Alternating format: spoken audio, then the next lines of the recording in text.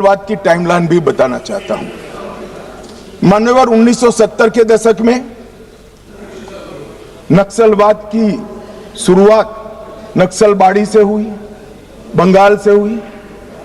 1971 के एक ही वर्ष में 3620 हिंसा की घटनाएं वहां पर हुई। 80 का दशक आते आते पीपल्स वॉर ग्रुप बन गया और फिर ये महाराष्ट्र, मध्य प्रदेश, ओडिशा, मध्य प्रदेश जब मैं बोलता हूं तो पुराना मध्य प्रदेश, छत्तीसगढ़ और मध्य प्रदेश, ये 3 राज्यों में फैले। 90 के दशक में दुनिया भर में जैसे वामपंथी विचारधारा सिकुड़ती गई, यहां पर भी उग्रवादी गुटों में और वामपंथी पार्टियों में विलय शुरू हुआ और 2004 में 2 प्रमुख गुट मिल गए, सीपीआई माओवादी का गठन किया। इस 70 से 2004 ये पूरा कालखंड में मान्यवर 4 साल छोड़कर पूरा समय कांग्रेस पार्टी का शासन रहा है। ये उनको याद रखना चाहिए। कब माओवादी विचारधारा फैली, पनपी, एकत्रित हुई, वो आपको याद रखना चाहिए। और मान्यवर 70 को भी मैं याद करना। अभी एक माननीय सदस्य जी ने बताया कि 70 में क्या हुआ था। 70 में एक नारा लगा था, आत्मा की आवाज पर मतदान का, अंतरात्मा की आवाज पर। इंदिरा जी ने लगाया और संजीव रेड्डी के खिलाफ अपना एक प्रत्याशी उतारा। उस वक्त आधार तराश रहे माओवादी पार्टियों ने इंदिरा जी को समर्थन किया और अपने पार्टी में अपना वर्चस्व प्रस्थापित करने के लिए श्रीमती गांधी ने लपक लिया वो समर्थन को और 70 से लेकर जब तक 77 तक 80 तक इंदिरा जी वापिस नहीं आई, वो माओवादी विचारधारा की गिरफ्त में रही। और मान्यवर यही समय है जब नक्सलबाड़ी से शुरू हुआ ये आंदोलन 12 राज्यों में फैल गया, देश के 17% भूभाग में फैल गए और 10% से ज्यादा आबादी में पहुंच गए। मान्यवर कई सिक्योरिटी एक्सपर्ट ऐसा कहते थे कि सत्ता के समर्थन के बगैर किसी भी हथियारी मूवमेंट का देश के दिल में बीचों बीच तिरुपति से लेकर पशुपतिनाथ तक ये रेड कॉरिडोर संभव ही नहीं। अभी पूछ रहे थे राजकुमार कि कहां से हथियार आए। मैं उनको बताना चाहता हूं जो हथियार पकड़े गए हैं उसमें से 92% हथियार पुलिस के लूटे हुए हथियार है। थाने लूट लिए, गोलियां लूट ली और उसका उपयोग निर्दोष जवानों को, बच्चों को, कृषकों को मारने के लिए किया है। मान्यवर ये एक भ्रांति के तरह वामपंथी विचारधारा ने इसको प्रोपेगेंडा के माध्यम से फैला है, अपनी विचारधारा को टिकाने के लिए फैला है कि अन्याय से बचने के लिए हथियार हाथ में उठाए। मगर मैं फिर से एक बार पूछना चाहता हूं, राज्य शासन और संविधान की वैधता को किसी भी अन्याय के अवेज में चुनौती दी जा सकती है क्या? अन्याय के खिलाफ लड़ने का हमारे संविधान ने रास्ता बनाया है, इसीलिए राजकुमार रोत यहां बैठे हैं, चुनाव लड़े इसलिए यहां बैठे हैं, वरना वो भी सरेंडर की लिस्ट में होते अगर हथियार लिया होता तो आपने। हाँ, इसीलिए कहता हूं यही रास्ता है। हमने आज जिस व्यवस्था के निर्मूलन की मैं बात कर रहा हूं मान्यवर, वो लोकतंत्र की जड़ों पर वार कर रही है। लोकतंत्र का मूल सिद्धांत है किसी भी समस्या का समाधान बहस से निकल सकता है, हथियारों से नहीं निकल सकता।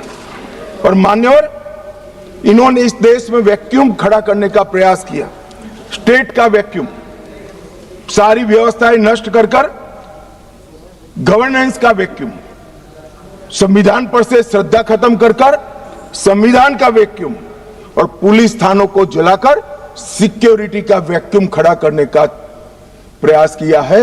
मैं आज इस मंच से देश की जनता को ये बताने आया हूं कि माओवादी हिंसा करने वालों के, नक्सलिज्म की हिंसा करने वालों का दिन लद गया है। अब सरकार ये लंबा समय नहीं चलेगी।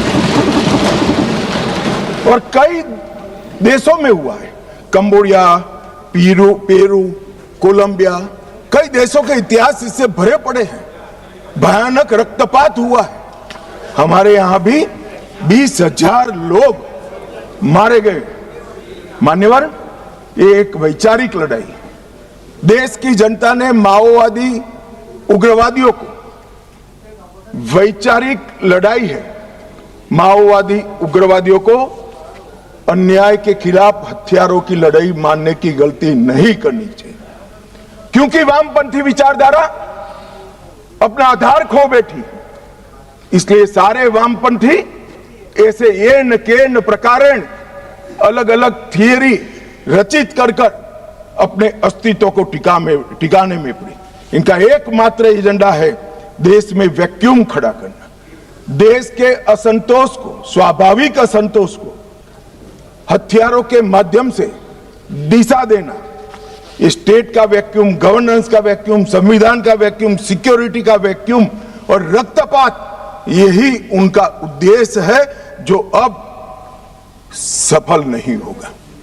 मानिए, और कई सारे भोले भाले ग्रामीणों को एनिमी इन्फॉर्मर बताकर फांसी पर चढ़ा दिया।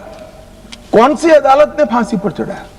इन्होंने जनता अदालत के नाम से एक फारस खड़ा किया, जहां ना कोई वकील है, ना कोई जज है, वो स्वयं बैठे हैं, वो स्वयं फैसले करते हैं और फांसी दे देते हैं।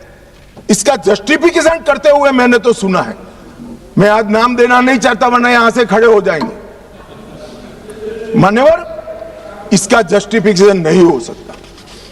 इस देश में संविधान का राज है।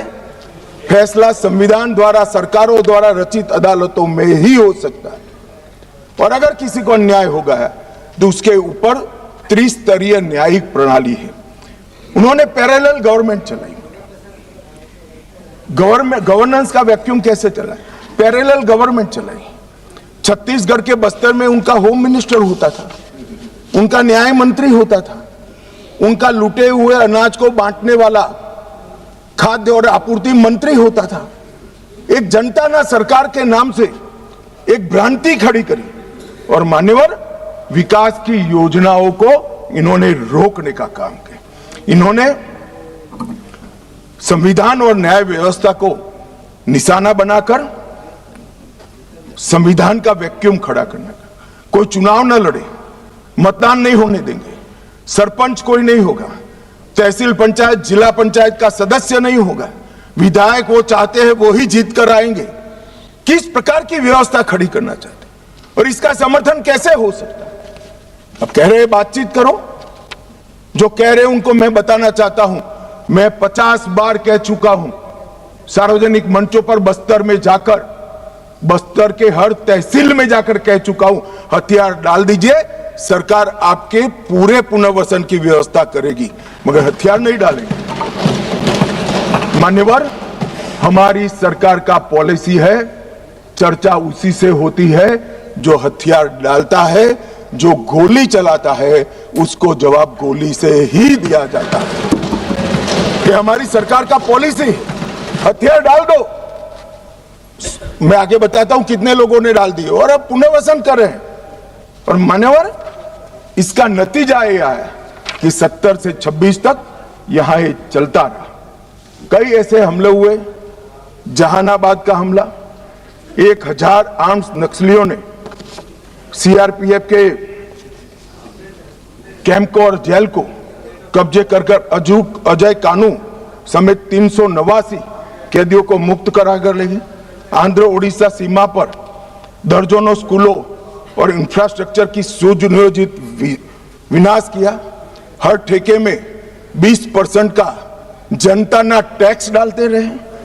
मान्यवर, 70 ट्रकों में झारखंड में एक साथ आग लगा दी, 11 बोगियों में मालगाड़ी में एक साथ आग लगा दी, और वार्षिक वसूली उनकी जनता ना टैक्स की, इनके ही सेक्रेटरी का जो कंप्यूटर मिला है, इसके हवाले से कह रहा हूं, 240 करोड़ रुपया थी मान्यवर, 240 करोड़ रुपया।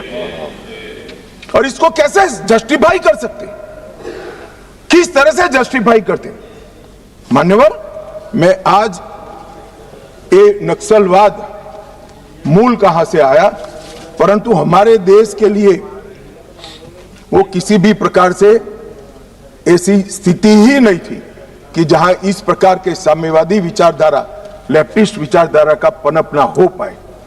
मान्यवर, मैं 1905 से 1924 रूस में साम्यवादियों ने क्रांति करी। 1914 के युद्ध में रूस की आर्थिक हालत बहुत बिगड़ गई और वहां पर भूख, महंगाई, अव्यवस्था, और 1905 में खूनी रविवार की घटना ने जनता का विश्वास शासन के प्रति तोड़ दिया और उसने 17 की क्रांति की नींव तैयार की। और मान्यवर, मजबूर होकर निकोलस द्वितीय ने गादी छोड़ दी। वहां पर एक वैक्यूम खड़ा हुआ और वैक्यूम को भरने के लिए वहां पर लेनिन की अध्यक्षता में साम्यवादी सरकार आई। इसी तरह से चीन में एक अव्यवस्था खड़ी हुई। करोड़ों किसानों गरीबी और भूखमरी से जीवन जी रहे थे और 1921 में कम्युनिस्ट चीनी पार्टी की स्थापना हुई। माओ उनके नेता बने। कम्युनिस्टों और कुओमिंटांग के बीच में, जो वहां के सो कॉल्ड राष्ट्रवादी थे, राजा के वफादार थे, इनके बीच में युद्ध हुआ और 34-35 में एक लॉन्ग मार्च हुई और मान्यवर, एक पीपल्स रिपब्लिक ऑफ चाइना की स्थापना 1939 में हुई। अब ये 1939 और 1925 वो दो महत्वपूर्ण घटनाएं हैं।